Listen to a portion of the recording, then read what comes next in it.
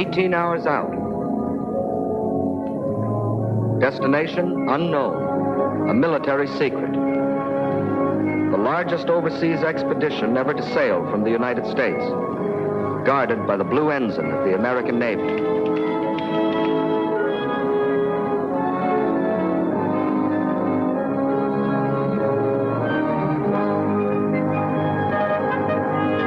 Southwards from Britain, some 3,000 miles away, an even greater convoy, twice the size, moves in its appointed place across the seas, shielded by the white ensign of the British Navy.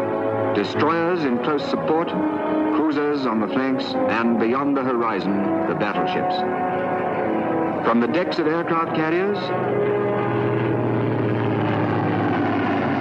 and from the shore, planes of the Fleet Air Arm and Coastal Command patrol the skies and search the seas, advance outposts of an elaborate protective screen. East-northeast, the American convoy. Southwest by west, the British. Nothing like these two armadas had disturbed the waters since the world was made. This operation, an operation that began some 4 months earlier in Washington, D.C. The President of the United States welcomed the Prime Minister of Great Britain. The gravity of the moment had brought them together. The lights burned all night that night in the White House, where the two leaders met with their combined chiefs of staffs. For this was the picture taking all too definite form in the minds of the civil, military, and naval leaders now locked in secret conference. Two Axis spearheads were headed east. In the north, von Bock was hewing his way through the Ukraine to the Caucasus. In the south, Rommel was driving toward the Egyptian border. These two spearheads were intended to meet in Iran and head eastward towards India. In the Orient, Japan had occupied the coast of China, the East Indies, Malaya, and Burma, in preparation for the drive westward through India. If these two enemy spearheads were allowed to meet, Russia and China, except for their remote Arctic ports, would be completely isolated. Japanese raw materials and German production would be combined. The peoples of Europe, Asia, and Africa, 7/8 of the world's population, would be enslaved. By morning, a decision, both bold and revolutionary. Bold, because in this, our darkest hour, we dared to take the offensive. Revolutionary, because that offensive was conceived, planned, and executed by the peoples of two nations. The time and the place had been agreed upon. The code name for the combined operation was Acrobat. The two great elements were time and secrecy. 125 days in which to plan and launch an offensive from bases 3,000 miles apart. An operation involving hundreds of thousands of American and British soldiers and sailors. Millions of American and British working men and women. Only by whose combined efforts could the plan become a reality, but from whom the plan itself must be kept secret. A few score men, no more, knew in its entirety the plan for this greatest of combined operations. In London and Washington, British and American officers were placed at adjoining desks to work through the days and nights of grinding toil that lay ahead. And gradually, in the enforced daily intimacy, men grew to know and respect each other. Thus was born the relationship out of which an Allied army came into being. To them came hourly reports on the vast undertaking of forging the striking weapon. It was a race against time.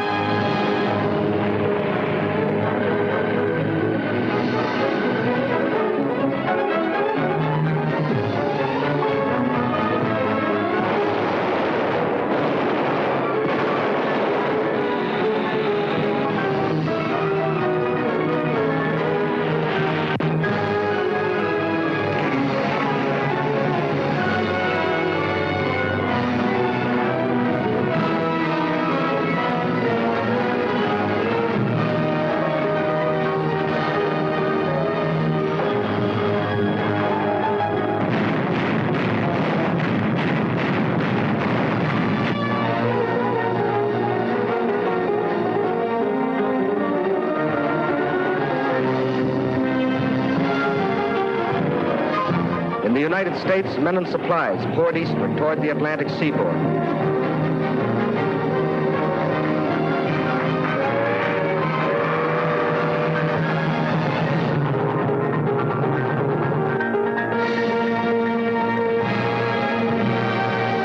In Britain also, by road and rail, an army was on the move.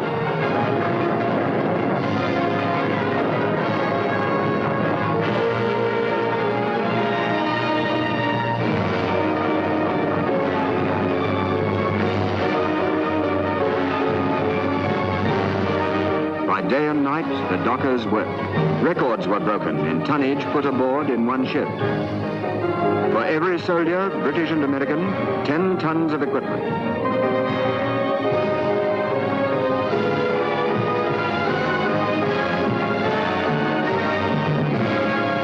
On both sides of the Atlantic, the effort was tremendous. Guns, trucks, aircraft, petrol, water, food, barbed wire, locomotives. Of ammunition alone, we shipped 520 different kinds.